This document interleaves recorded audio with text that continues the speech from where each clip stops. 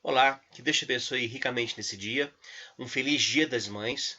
E nesse momento, de Dia das Mães, eu queria justamente falar um pouquinho com vocês sobre a maternidade divina, ou Deus como mãe.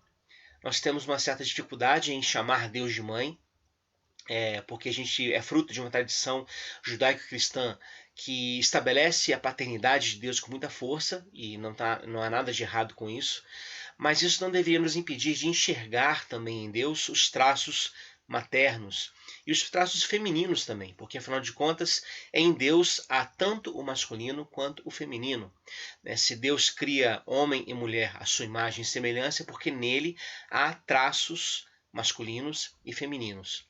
Agora, talvez essa nossa rejeição a pensar o feminino em Deus venha da própria tradição também judaico-cristã e desse tipo de mentalidade misógina e machista que se perpetuou ao longo do tempo.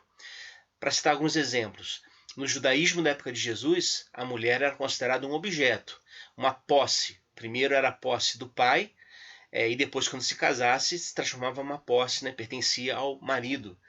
No próprio Decálogo, os Dez Mandamentos, a mulher é colocada como um objeto entre outros elementos. Então, não cobiçarás, por exemplo, a casa do teu próximo, nem o jumento do teu próximo, nem o boi do teu próximo, nem a mulher do teu próximo. Essa relação no judaísmo se perpetuou também no cristianismo ao longo da sua história. Na patrística, que corresponde aos primeiros séculos, século II ao século V do cristianismo, nós temos leituras de alguns pais da igreja, de alguns teólogos, que ilustram essa percepção. Tertuliano, por exemplo, dizia o seguinte: mulher, foi você quem abriu a porta para o inferno. Foi você quem persuadiu o homem a pecar, a quem o diabo não foi suficientemente forte para atacar. De uma forma tão simples, você destruiu a imagem de Deus, o homem. E por sua causa, o Filho de Deus teve que morrer. Depois Ambrósio diz: Adão foi seduzido ao pecado por Eva e não Eva por Adão. Por isso é justo e correto que a mulher aceite como Senhor e Mestre aquele a quem ela levou ao pecado. Crisóstomo, por sua vez, afirma: entre todas as bestas selvagens não se pode encontrar nenhuma tão perigosa quanto a mulher. Essas leituras, na verdade, elas apenas simbolizam, sinalizam essa percepção, como eu disse, misógina, essa percepção machista que se estabeleceu no cristianismo e que ainda se apresenta hoje. Portanto, eu acho que mais do que nunca, hoje, como Dia das Mães, vale a pena pensar os traços femininos de Deus e pensar Deus como mãe. E para a gente pensar sobre isso, eu queria meditar em alguns textos bíblicos e depois citar um texto específico, tá bom? Primeiro eu começo com o texto da própria criação. A gente percebe que na criação, e como eu disse agora há pouco, homem e mulher são criados à imagem e semelhança de Deus, então em Deus há esse feminino e esse masculino. Mas não apenas isso. Segundo o relato da criação, o Espírito de Deus, que é a Ruá, está pairando sobre as águas e esse espírito funciona como um útero no qual a criação é feita.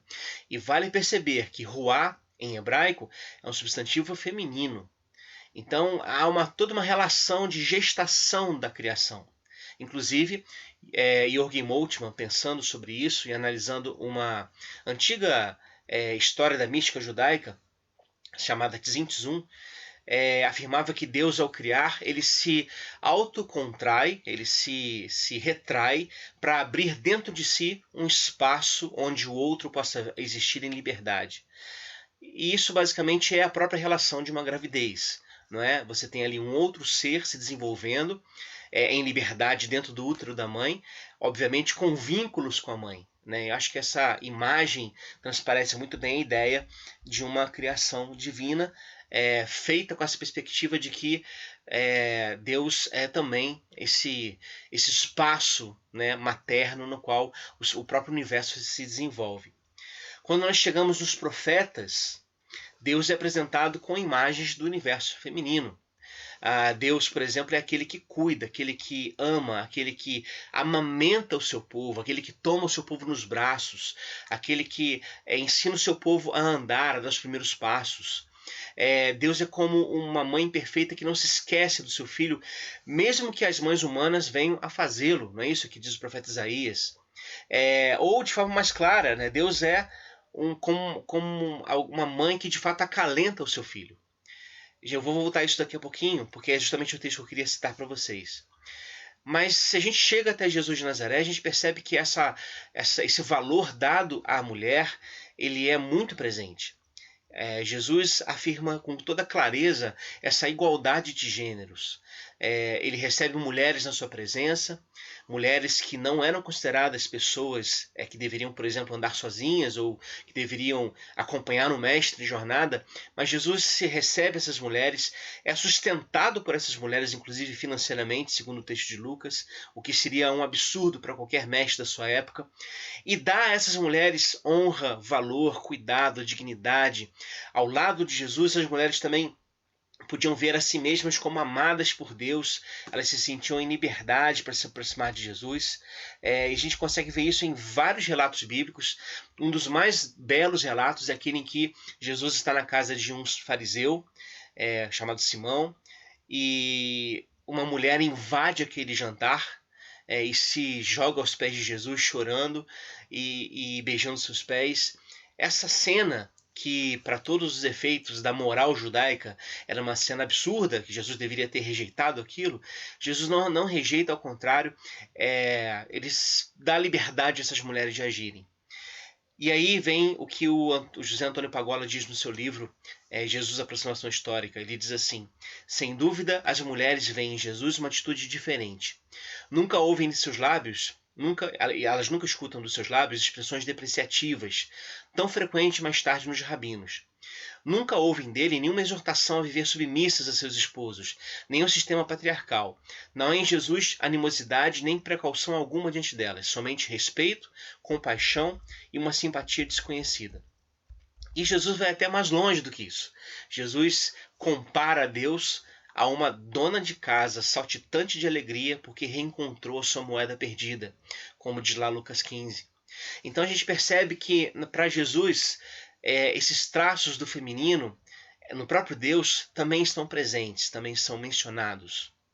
E é a partir de tudo isso, de toda essa breve discussão, que eu queria falar com vocês do texto de Isaías, capítulo 66, versículo 13. Isaías 66, 13, que diz assim: como alguém a quem a sua mãe consola, assim eu vos consolarei, e em Jerusalém vós sereis consolados. Vou ler novamente. Como alguém a quem sua mãe consola, assim eu vos consolarei, e em Jerusalém vós sereis consolados. Aqui, muito claramente, o próprio Deus, a partir do profeta, se apresenta como mamãe, né? Como mamãe querida, aquela mamãe acolhedora.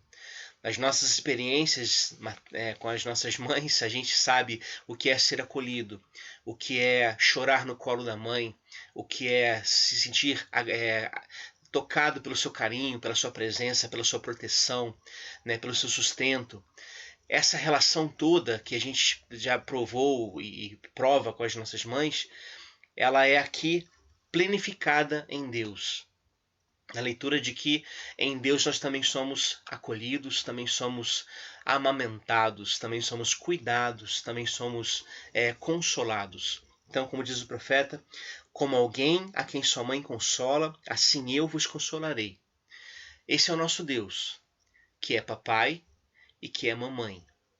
Deus, mãe.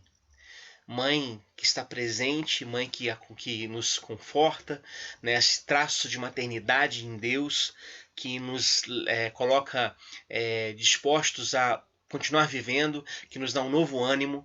Esse traço que vem da própria Ruá de Deus, desse espírito feminino, né? Segundo o substantivo hebraico, que vem até nós. Essa lógica não deveria nos assustar, porque essa percepção de que em Deus há tanto o elemento masculino quanto feminino é uma percepção extremamente benéfica a nós, como seres humanos, porque isso nos ajuda a defender a lógica da igualdade, a lógica das relações entre os gêneros e também nos ajuda a identificar Deus como essa mãe que nos consola, como diz o profeta. Então, nesse Dia das Mães em especial, que você seja muito consolado por Deus, que você seja muito tocado por Deus, que Deus esteja se movendo na sua vida como papai, né, que protege, que guarda, mas também como uma mãe. Eu sempre lembro aqui do quadro do Rembrandt sobre o filho pródigo. Depois você procura na internet esse quadro, vale a pena. É um quadro no que apresenta a cena da parábola do filho pródigo com detalhes fantásticos, né? Você tem lá o filho que voltou para casa com os pés feridos, descalços, ajoelhado diante do pai. O irmão mais velho do outro lado do quadro e separado mesmo por uma sombra para até identificar essa separação que ele demonstra no texto, né? Como ele diz, esse aí pode ser teu filho, mas meu irmão não é. E no meio ali da cena, e o irmão do lado do irmão, os fariseus, simbolizados também na parábola.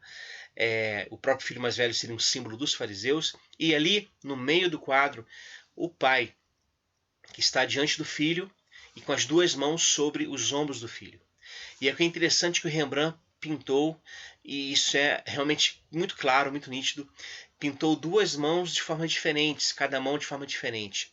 Uma mão tem traços masculinos, né? Então é a mão do pai, e inclusive faz força sobre a roupa do filho, sobre o ombro do filho. Você percebe a força que aquele braço, aquela mão está simbolizando ali naquela pintura.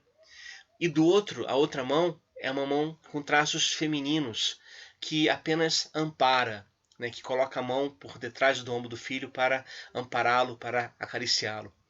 Essa dimensão de Deus que reúne esse cuidado paterno e esse cuidado materno é o que nos ajuda a prosseguir na vida. Então que Deus te abençoe em nome de Jesus. Que Deus Pai, que Deus Mãe te abençoe hoje e sempre em nome de Jesus.